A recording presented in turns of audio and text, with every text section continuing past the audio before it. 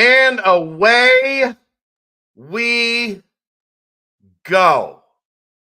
Welcome, everyone. It is the Nightcap, brought to you by Galactic Fried Chicken, right here on BearcatJournal.com, www.galacticfriedchicken.com. Go to the website. That'll get you the app. Go to the app,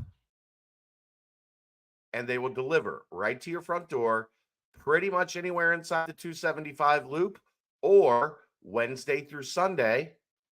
Go down to Dayton, Kentucky. Tell them to pump it up. Tomorrow would be awesome. A Victory Sunday. Celebrate with some Galactic goodness. Get you some chicken tendies, some fries, some coleslaw, some fried chicken. All of that good stuff. Pump it up 15%. And celebrate with us. Aaron, is this, it's like I don't know what to do with my hands.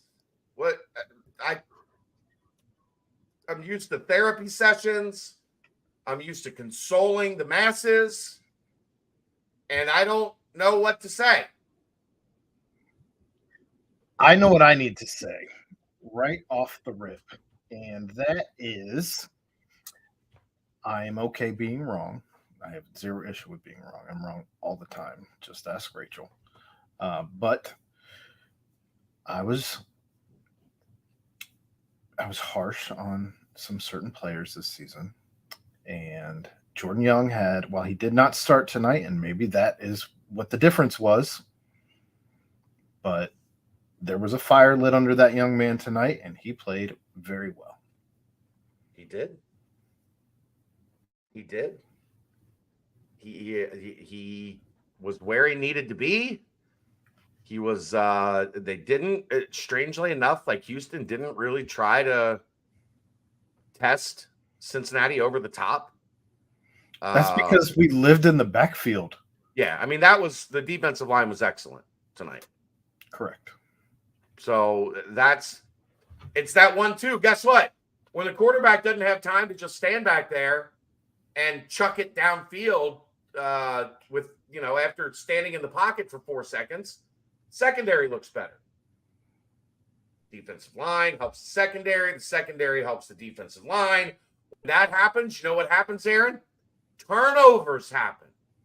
Things like getting hand on the ball and popping the ball up in the air, which happened like 4 times before somebody was in the general vicinity to catch one. But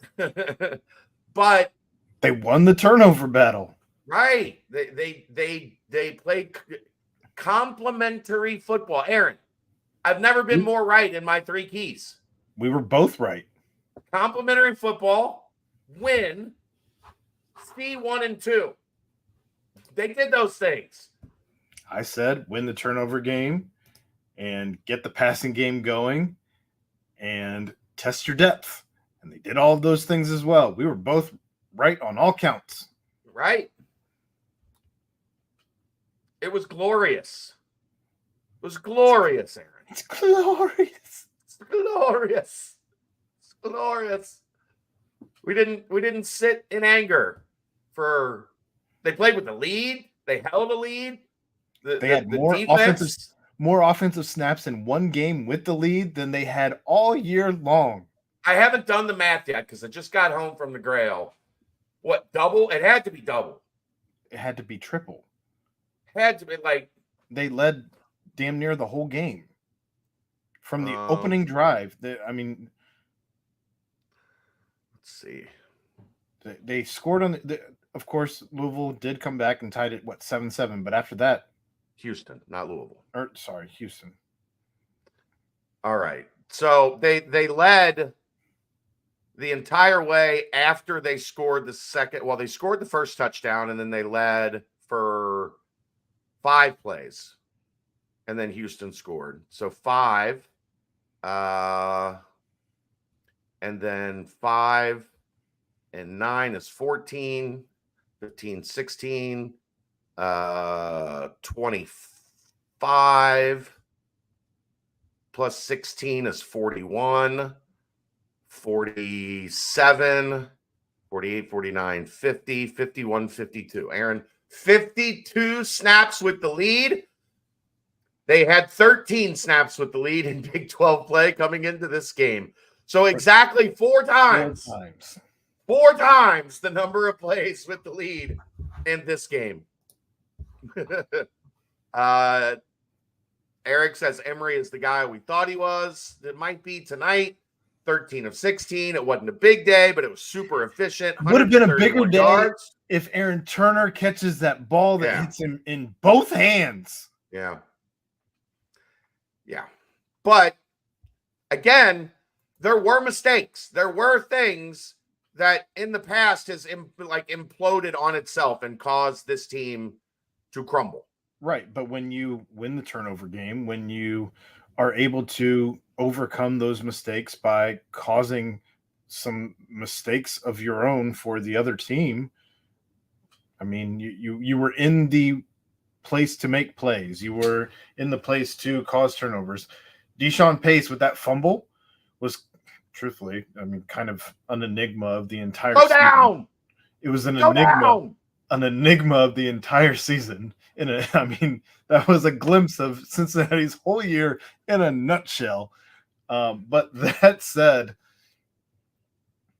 that is something that had they not been doing the other things right the whole game, special teams was better. Oddly, they had somebody else back there on special teams. Returning punts, yes. It was just Ryan Montgomery was back in his old spot.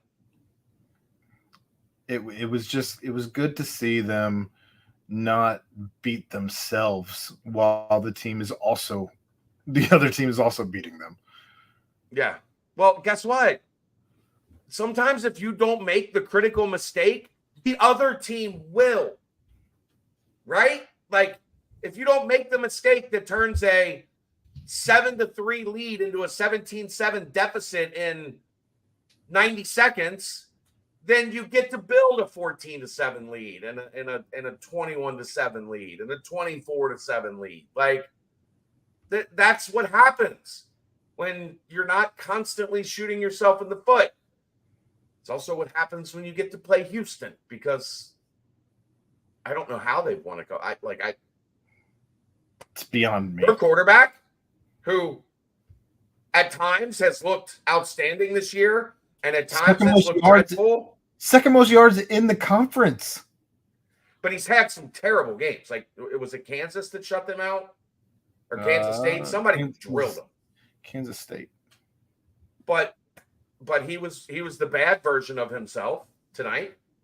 Give credit again to the defensive line, the secondary, the line. I thought the linebackers were all over today. You saw Gretschik all over. You saw Debo all over. So the entire defense deserves a ton of credit. Corey Kiner was in beast mode. The run game is outstanding. Kalen Carroll, a couple times getting in there and making plays. He looked like you might have found a starting cornerback for the next 3 years. Great tonight. Yeah. Great. Yeah. And he had a really good game, I thought, last week against Central Florida. I agree.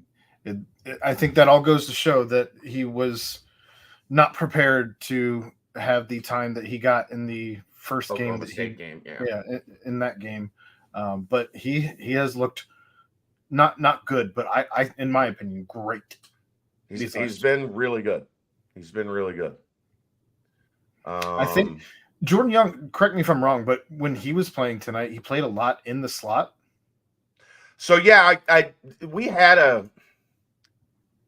I gave Jordan Young love at the very beginning of the show, Tonk. Be on time. I think he was more in the slot today than we have seen. He was still outside some, but maybe you found something there. I mean, look, Jordan Young is young. He's got a couple more years here. He's a sophomore. So, right. Yeah, you got to figure out the most effective way to use him. If using him kind of to defend the slot, or you're using him in that role, is a little bit better for him. Awesome. Great. If you found something that you're comfortable with and that he's good at, do it. Do that. All for it. David Simone says Dana 0-4 against the Bearcats. Garbage. Trash.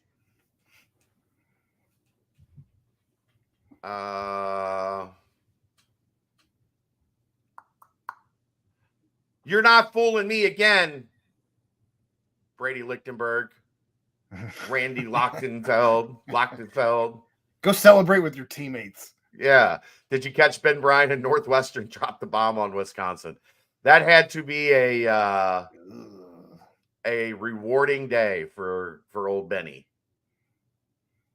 I mean, what did we say about the quarterback that Wisconsin brought in? We knew. We've seen plenty of them. Yeah.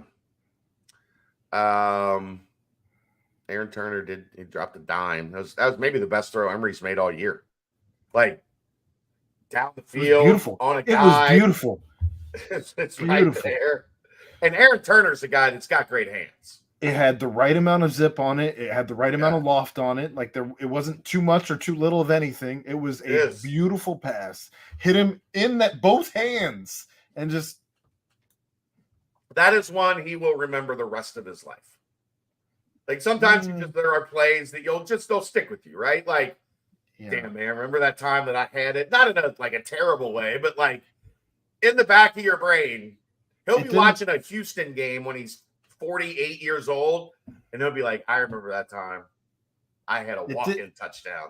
Didn't bother him enough to not make a play later on in the game. No, he was. I mean, look, drops like that. No, I just wanted to point that out that he was able to put it behind him and move on to make a big first down. Yeah. He has not been a guy that you have ever questioned, at least this year, you've questioned his hands. He also hasn't had a ton of opportunity downfield. Right. Most of his stuff comes from screen and short dump off stuff. Yeah. But yeah, it was, that would have been a giant play. Eric says, can we extend Cardwell now? They are running the ball better than ever. The run game is outstanding. I mean, guys are running through holes, not gaps. They're not running through gaps. They're running through holes. I hope this offseason Corey drops like 5 or 10 pounds to where he can finish the home run, like not just leg out a triple. I'm okay with it. Sometimes you got a guy that hits triples. I'm okay with it because I want him to still be able to stick his nose in there and make plays in shorter yardage. But he did get stuffed at the end of the game. He did. Let's see. Corey was officially 23 attempts, 129 yards, 2 touchdowns, a long of 62, 5.6 yards per carry. Miles came in for, I think, 1 series, maybe 2, 5 carries, 36 yards for 7.2. His long was 14. Ryan only 5 for 13. And then Lichty had 4 for 19. So 48 rushes, 204 yards, 2 touchdowns, 4.3 per. Another just super effective, efficient day on the ground. So is this where we have to thank UCF for paving the way for us to win a Big 12 game? Yeah, if it wasn't for UCF last week. Look, I know people take a little bit of information and spiral it out of control. I don't know how you don't point to the team meeting from Sunday where it got heated. Like, I know people talk about that and like try to clown on it, whatever. That's what you want. Because guess what? If you've lost 7 in a row and nobody cares, you're not winning another. Like, you're not going to be in another game. Everybody's mailed it in. This team showed they have not quit. Mm-hmm. And you did it with 2 quarterbacks. Impressive. Like, I think winning a game where you had 2 quarterbacks play as much as you saw of both Emory and Lichty, like it's not an easy feat to do when the offense was productive when both guys were out there. They both led touchdown drives. And when I know the age-old saying is when you have 2 quarterbacks, you don't have a quarterback, but obviously the circumstances are a little different here towards the end of a season where you're not bowl eligible anymore. But I don't know. I mean, just what we got to see, I was happy with. 204 yards rushing is going to hurt the average. Yeah, it's unfortunate, but maybe the key was not getting 300 yards rushing. Maybe you just needed 200 and you do better to win the game. It's amazing how different. But like back to the defensive line, again, this is what playing with a lead looks like. They were from the jump. Dante Corleone was moving that center into his quarterback. Yeah, he turned that center into his bitch the whole game. I was immediately annoyed though, because as we've talked about, and just worth pointing out here as well, there was one holding call on I think it was the first drive of Houston, maybe the second. Either way, there was a horse collar hold. Like you have passed the guy that you were in between the quarterback and between you and the quarterback, and the guy grabbed. I don't recall who it was, but they just grabbed his neck up and around his jersey neck pad area. Yeah. I got my ass kicked so bad. The only thing I can do is grab you by your neck and drag you down. Garbage. But they did end up getting at least a call or two towards in the second half. And we talk about undisciplined football the last couple of weeks, but I think they got their first penalty on Brian Threats late in the second half on pass interference call in the red zone. We were all happy to see that cleaned up and not have the penalties that have haunted this team all season long, whether it be on offense, on defense, wherever. Haunted this team like a bad Halloween party. Yeah, let's see.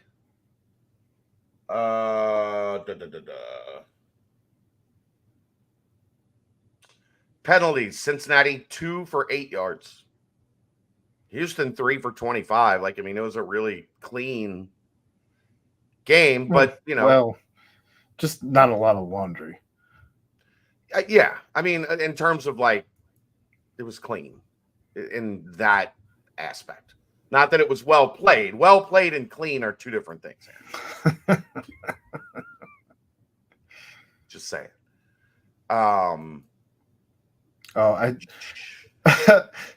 Shaman just tweeted out, "Turn this shit around, Houston. We have a problem."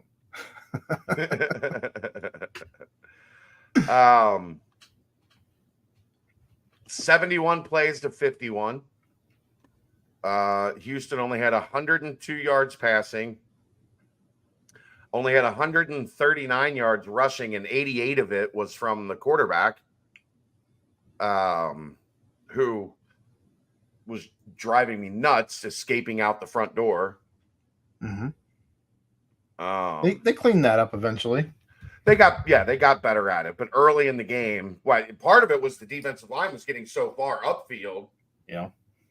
He was just taking off right over it. He ran right by Jawan. Jawan Briggs dummied the guard. And as he was just walking the guard into the backfield, the quarterback went right by his ear hole. But I think that I point out that they cleaned it up in that I don't feel like this team's been great at making defensive adjustments in the second half this season. Yeah, well, they've gotten their ass kicked in the second half. Right. By and large. So seeing them make an adjustment and it works is, in my opinion, certainly worth pointing out. Yes. I concur.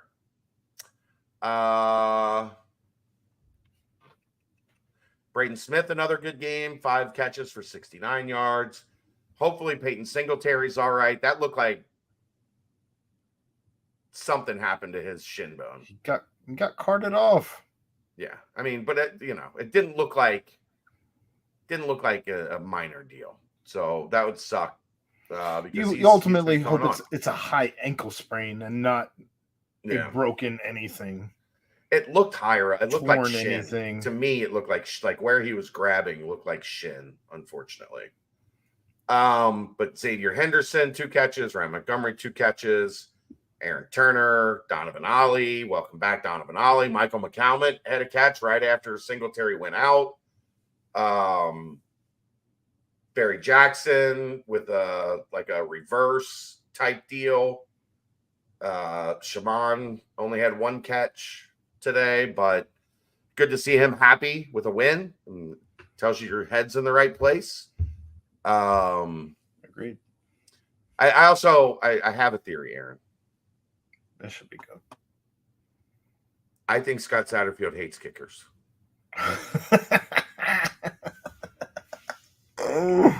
You got to We can take those laugh. points. You got We to can take. laugh. I was so scared that those were going to be the 3 points that make the Yeah. difference at the end of the game. Yeah. But you've got to take those points at the end of the first half, man. Yeah. Just go in 17-7. I get wanting to be aggressive. I get wanting I've to not keep looked. your foot on the gas. I've not looked, and I'm curious if you've looked or if Brent I has have looked not. for I know Monday where night. you're going. But was he this aggressive at Louisville or at Appalachian State, where you're just always going for it on fourth down, no matter what? 4th and 2 or 2 and under, go. And I Like, know the analytics will point out at certain points on the field whether you should or you shouldn't. Sure. I'm not a huge analytics guy. I like to feel the flow of the game, and you got to take those points at the end of the half, man. He's a quarterback, right? Yeah. I've never met a quarterback that likes kickers, Kicking, punting, field goal, any of it. They hate all of it. All right. I get the sense he hates kickers. You're gonna ask him at the Tuesday presser? I want to, but you got to figure out a way to frame it, like right, where it doesn't sound like you're just trying to get the laugh, but you're actually asking a legit question. Right. Why are you against? Would you abolish kickers? If you could abolish kicking, would you abolish kicking? Did Zach do anything to hurt you?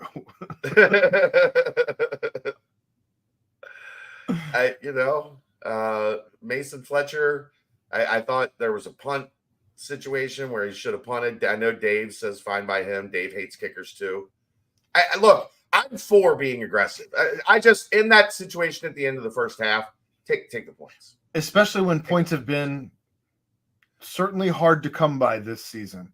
Right. And you had a chance to score 17 first half points.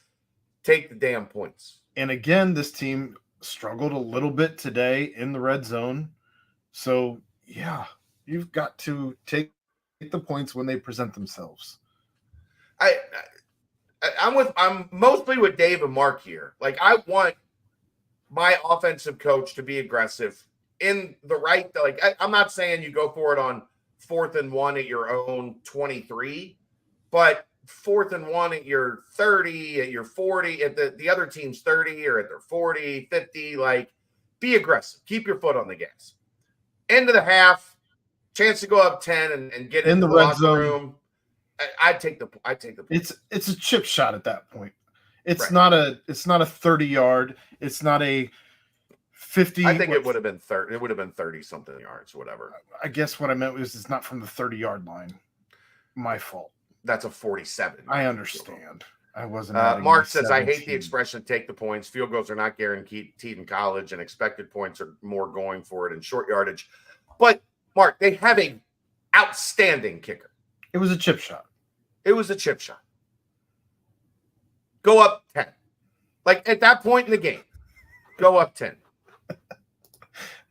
I think Chad changing from his Fred Durst cap broke the curse. No red caps the rest of the season, if ever. Well played, T-Win. I mean, I don't mind. They're both just sitting here. I think the red one was just on top for a long time. So I just grabbed whatever was on top. Now the black one will be on top. We're just pointing out things that happened here. Yeah. Have people on here complained about that extra touchdown at the end of the game?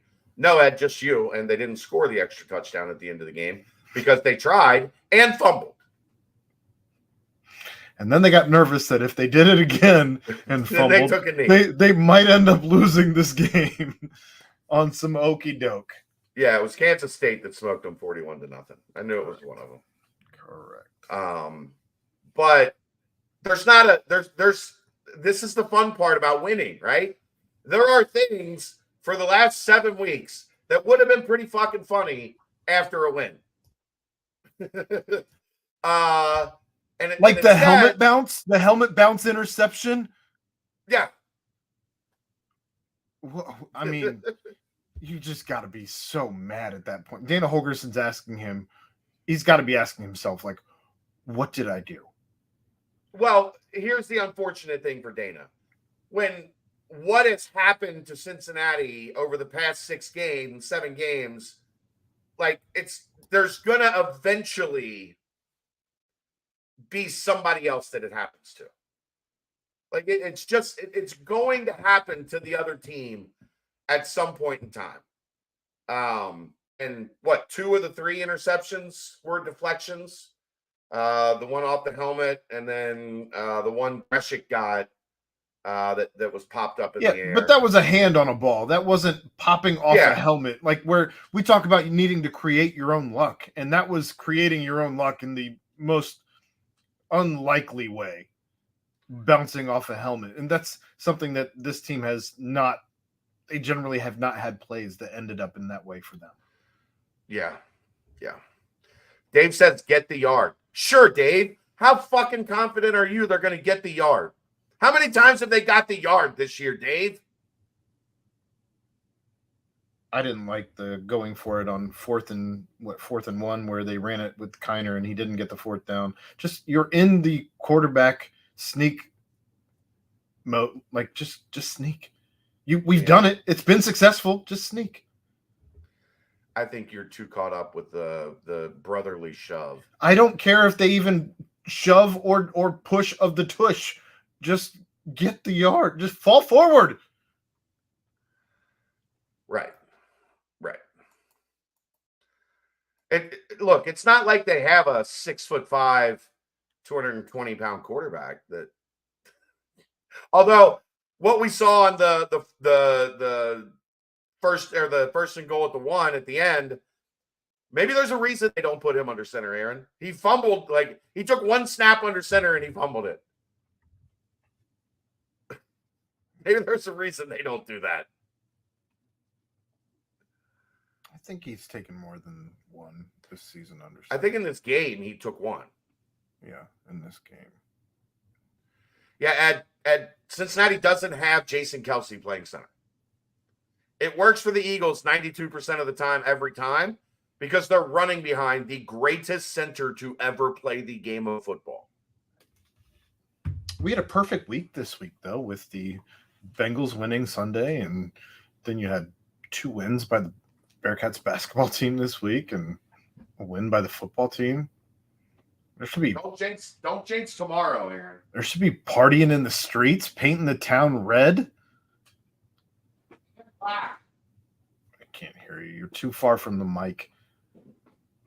Blah. Blah.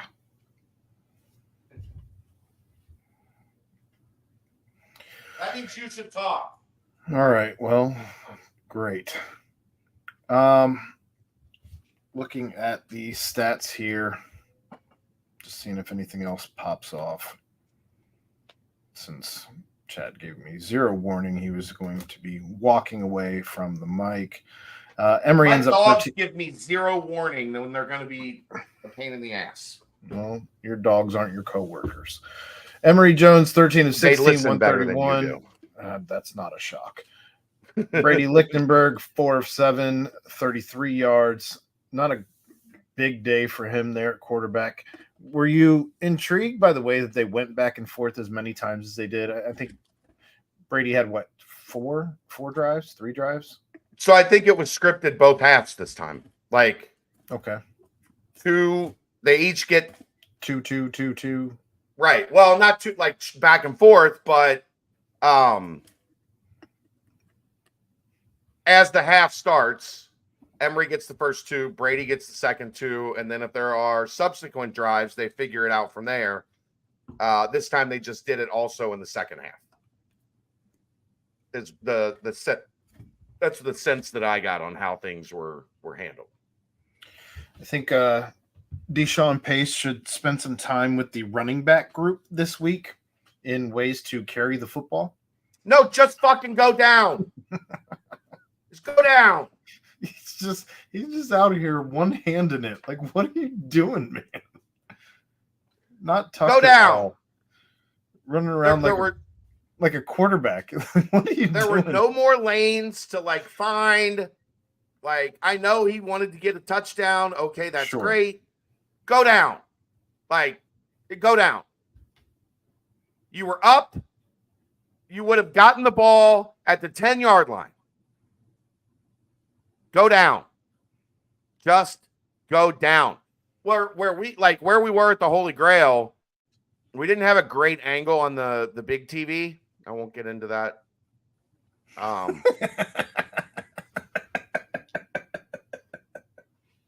Kind of my fault, so I won't get into it. But we didn't see the fumble. So while he's doing all that dancing and shucking and jiving and going back and forth, we're all like, go down. Go down. And then all of a sudden we look and it's 1st and 10 Houston. And we're like, what the fuck happened? Attendance listed at this game was 34,312. It wasn't 3,400.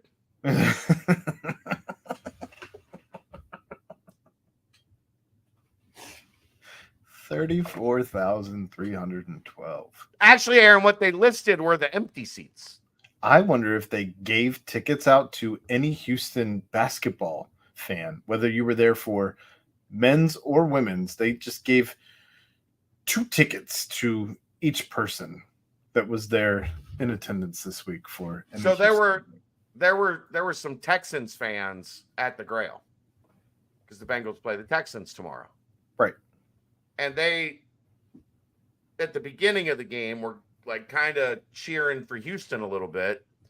And I was like, bullshit. You guys are not Houston fans. Like, you do not root for the Houston Cougars. You lie. Just because it's Houston, says Houston, you guys are like cheering for them. But you've never been to a Houston Cougars game. Don't lie. Full of shit. Sounds about right. I'm pretty sure that 34,000 was the number of empty seats in their 40,000 seat stadium. That seems far more accurate than 34,000 people being there. Look, Aaron, for as tough as this season has been, and I'm sure the Kansas game is not going to look like the other 6 home games have looked.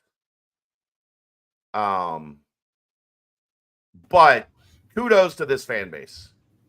Because if you take a look at things at Orlando Technical Institute, although what the fuck was that today? That cost me money. And you take a look at things at Houston, like those people are not, those fan bases are not, they're not what this fan base, they're not what this conference is about. Cincinnati is. To sell out that UCF game on a 6-game losing streak, it wasn't homecoming. It wasn't, there wasn't, granted, it was, the Orlando Technical Institute of Night Managers. This fan base shows up. Do you like that one? That's their new mascot, the Night Managers, the Orlando Technical Institute of Night Managers. That was a pretty good. This fan base shows up, and it becomes even more prevalent when you look at Houston and UCF when things aren't going great. Can someone explain what happened in Texas Tech, Kansas? Jason Bean got hurt. I was going to say that show's tomorrow night. Yeah, but Jason Bean got hurt. He did. He got hurt early in the second quarter. And then UCF Oklahoma State, it's what we talked about going into the Oklahoma State game for Cincinnati. If you get ahead of them, then it takes them out of what they want to do. Also, there was like a monsoon in the middle of that game. But it takes them, they can't run the ball like they want to run the ball. Playing from ahead. Oklahoma State is a team that plays from really well from ahead. If you get them behind, They can't catch up. I want you to talk about the what did you call it? The circle of suck. Yeah. I think that's what you called it. I want you to read off that circle again, because you read that to me when we were off air before we started this show, but holy shit, was that funny! Oh boy, where it essentially is the transitive everybody. It's the transitive property to the nth degree. Okay, you ready? I'm ready. Hit me. Oklahoma beat Texas. Yes. Texas beat Kansas State. They did. Kansas State beat TCU. Mm-hmm. TCU beat BYU. BYU beat Texas Tech. Unexpected. Texas Tech beat Kansas. Unexpected. Well, that shouldn't have happened today, but go on. Kansas beat Iowa State. Iowa State beat Baylor. Yep. Baylor beat Cincinnati. That Cincinnati beat Houston. Finally, we got to win. Houston beat West Virginia. West Virginia beat UCF. UCF beat Oklahoma State. Oklahoma State beat Oklahoma. So yeah, everybody. What a mess this conference is. even with OUT. Yeah, even with Oklahoma and Texas. And it's gonna be this wild every year. Like, I am at a point, Aaron, as we look at our content calendar, I think the show I'm gonna dread the most every year from here on out is the season preview show. Because I'm gonna be honest with you. If you act like you know what's going to happen in this conference, you're a fucking liar. You're just a flat out liar. I was right on a lot of things last week. I actually put money where my mouth was this week. Dumbass. I lost a lot of bets this week. You lost everything. You lost $14.37 this week. I lost most of the bets I placed. Yeah, $14.37 because you like to bet $1 here, and you just like having action. Like, you like having skin in the game. It's fine. It's where you feel alive. I got $1.50 on this one, honey. I put the big money. I put the big money on Oklahoma State over UCF. UCF can't stop the run. Well, you don't have to stop the run when you're up 38-3 or whatever the fuck it was.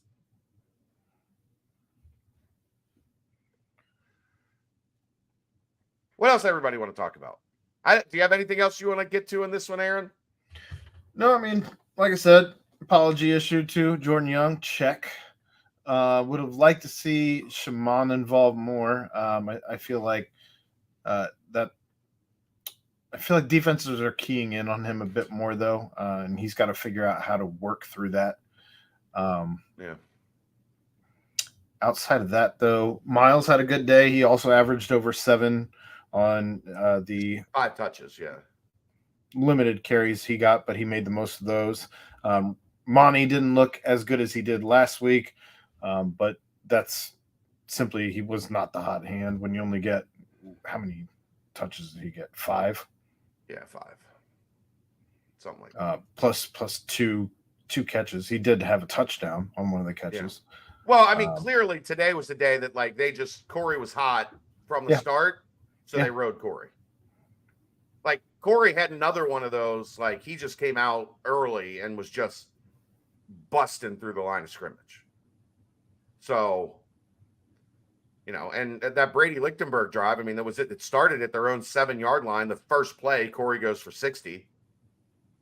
All of a sudden, you feel real good about that drive. I don't know if you could hear the broadcast there, but they said that was the second longest rush of his career. Yeah, I think the other one was 68. Something like that.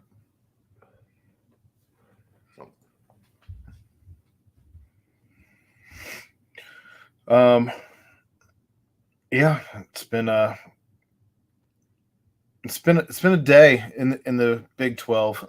Tomorrow's show should be fun to get to. Although the overlap of the basketball game and the Bengals game is not awesome. No, I mean, at least it's just going to be like most of like the first quarter. So I guess what you're not going to want to do a show until after the game. I guess we'll just go tomorrow night like we normally do, but we'll probably go live now that basketball is we'll have a basketball game to talk about, maybe.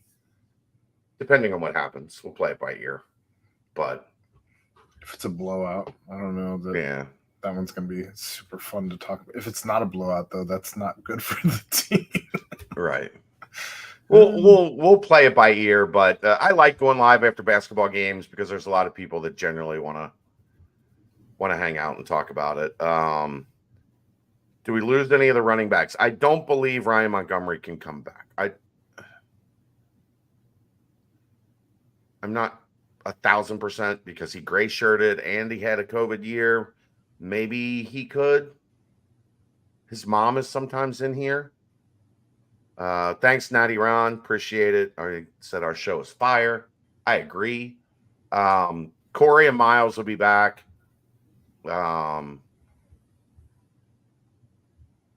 Stephen Bird should be ready to get a little bit more into that rotation. Manny Covey should be ready to get a little bit more into that rotation. You'll have 2 freshmen coming in as it is right now. So, yeah, the running back room is in good shape. You should return the offensive line. You would think this is setting up going into next year that we will be spending a lot of the offseason talking about the strength of the offense being the running game. And then, we'll see where the direction they head at quarterback is heading into the spring. I thought I heard a Stephen Bird mention on the telecast, but I don't recall ever seeing him in the game. I didn't. Well, again, unless maybe he got in on special teams or yeah. There is one team carry for -2 yards. I don't know if that was him in there at that point or not. I don't know. I think I had gone to grab another chicken wing, but do you cook some chicken wings tonight? No, we went to this little spot that's like right across the street from Joe Burrow's high school. Okay. And they have wings? Amazing smoked chicken wings. I've been craving. I foresee chicken wings in my future soon. I haven't made them in a couple weeks, so I feel like that's happening sooner rather than later. Let me look. Rain for a couple days, maybe midweek. Oh man, like we're looking. If you look, never mind. I had my weather app set on Houston because it was like the forecast throughout the week was that it was going to rain today. So I had been checking I was going to say there's Houston. There's no rain here in the next 10 days outside of Friday for 35%.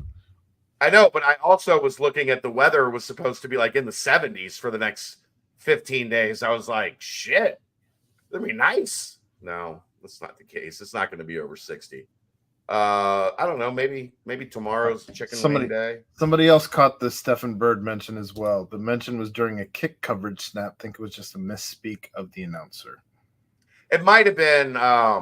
Announcers were good tonight, by the way. It might have been a Dion Hunter sighting. So I think he's 42 defense. Also, yeah. And Stephen Bird's pretty big. They look. Yeah. Well, doesn't Dion Hunter wear the big? Yeah, he looks like a running back. Yeah. Well, the neck roll. Yeah, I love it.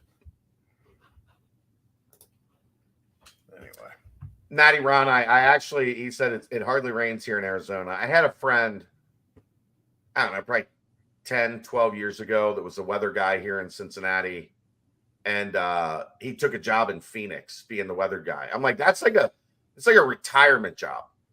What is the weather? Today, 101. Tomorrow, 102. Wednesday, a cool front comes through. It's going to be 97. Like, could you imagine how easy it is to be a weatherman in Phoenix? That's the dream job. You just roll out of bed like 30 minutes before the news starts. Deanna, that's 10 push-ups. I'd say you have to run, but I believe you're a runner. So you would just be like, okay, cool. So that's 10 push-ups for being late. We forgive you. But yeah, that's a gig I would love. Like, that's my retirement gig, Aaron, to be a meteorologist in Phoenix.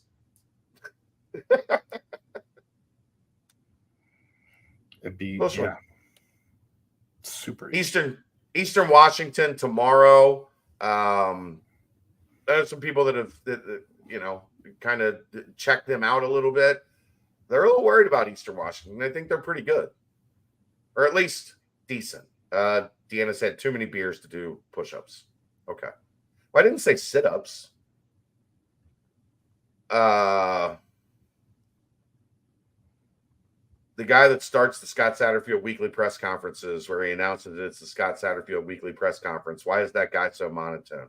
I have no idea, Jeff. No idea. It's actually Aaron. Aaron recorded that on one of his melancholy days. This is the Scott Satterfield press conference. We know who that is. UC should win by 20. I mean, I think UC wins. I don't think it's a game that, they are in danger, but I do think there is some concern that Eastern Washington's got a couple dudes that are pretty good. So they can give you a little bit of trouble, be a little feisty. The Travis Perry announcement is tomorrow. I have no feel for this. Usually, and that, I'm going to be honest, it concerns me because usually by now I know what's going to happen. But the problem is, it doesn't feel like, well, I guess the good news is it doesn't feel like he's told anybody, because if usually that's what happens is the kid will call a staff and tell the staff that they're coming, and then tell the other staffs that they're not coming, and then through the back channels that starts spreading. Okay, so-and-so has been told they're out, so-and-so has been told they're in, and you can start piecing it together. Generally, when you're, the night before a decision, that has not happened yet. Tonk, I have no faith in crystal balls, especially no. That's a fan thing. It's not a insider thing. So, no, I don't. Do I think Cincinnati's in a pretty good spot? Yeah. Do I know Cincinnati's in a good spot? No.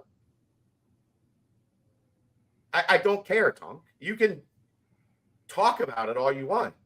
I trust what I do. I'm really good at this. Don't talk about it. Be about it. Right.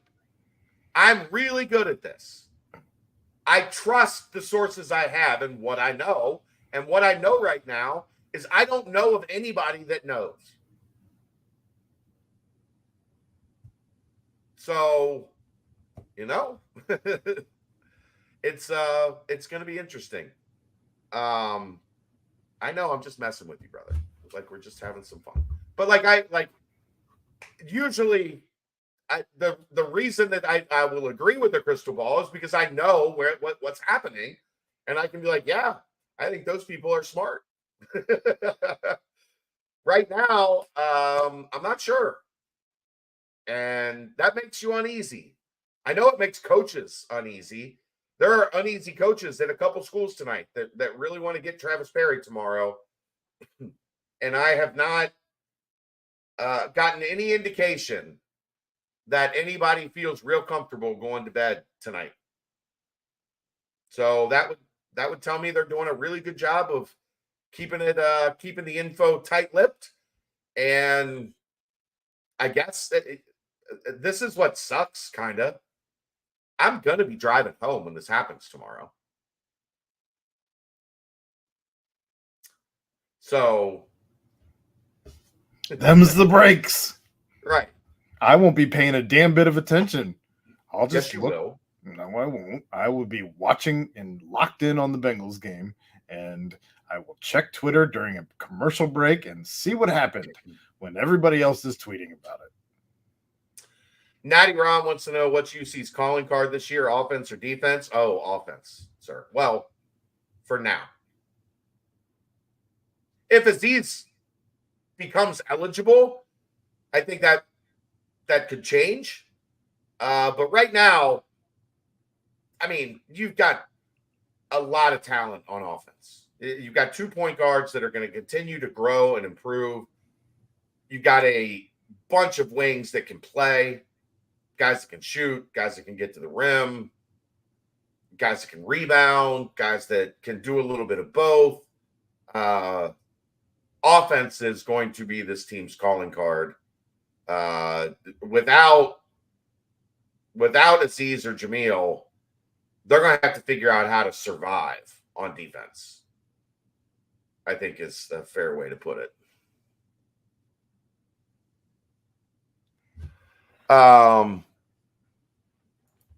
T-Win said, I thought more about the weather job as a dream job because I give more of a diner, drive-ins, and dives Guy Fieri vibe, but more unhinged. Yeah, but that job you have to, like, you're constantly traveling. You're on the road all the time. Like when your daughter's in college and you are at home trying to figure out what's next for Chad. I could see like a little TikTok food channel with me. Not far-fetched.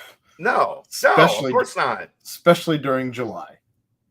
Especially if like we can get big enough where I can just pay Keegan to run the site.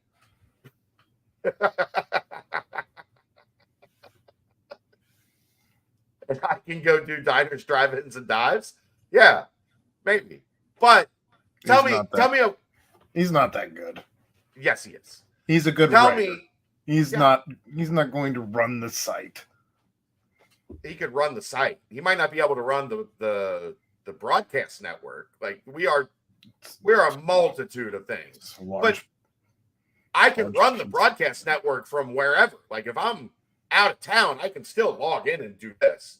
I'm talking about going to press conferences and practices and that stuff. But if you're a weather guy in a city that has the same exact weather every day, 300 days a year, that's a pretty damn good job. Still love you, Keegan. We'll train him on this side of the business. I'm talking about having him do the writer stuff. I don't like that stuff. I hate that stuff. So I hired him in the first place.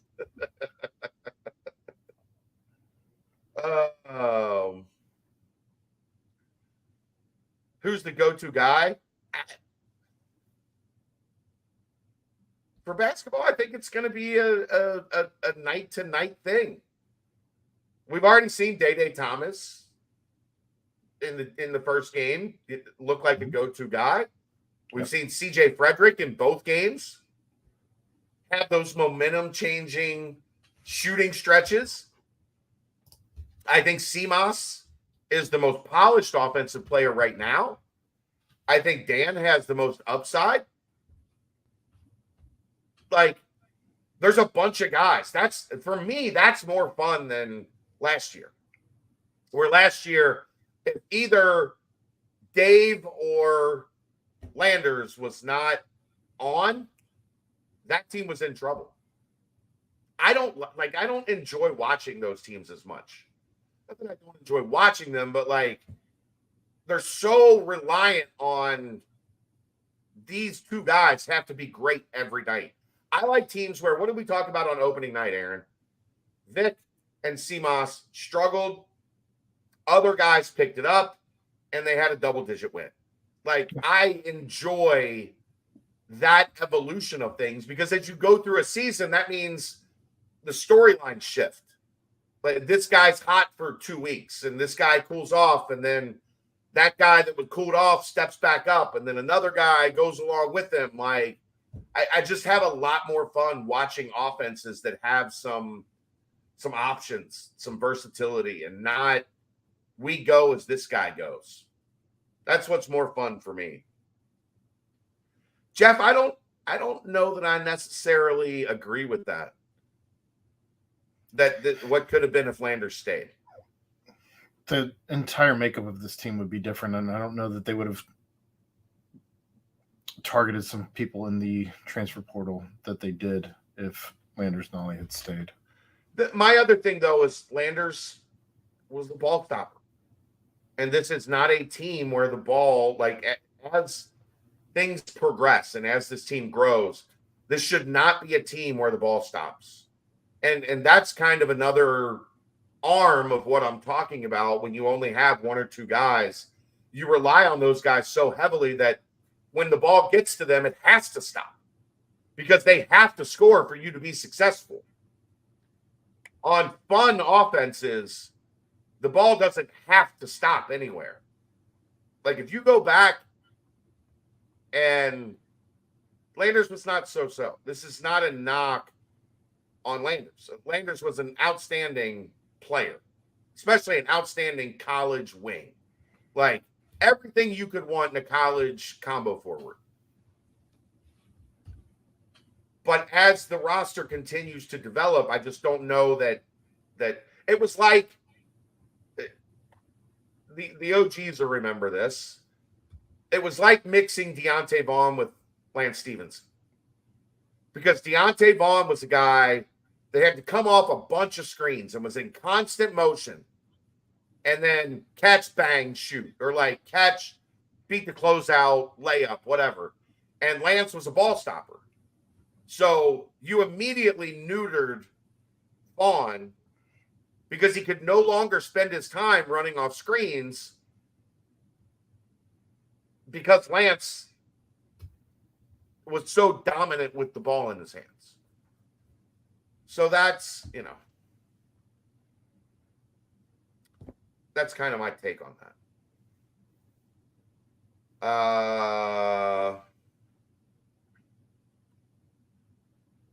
Does the ball stop as much last year with John Newman on the floor? Yeah. John's not an offensive. John's not CJ Frederick or CMOS. Like, those guys understand offense.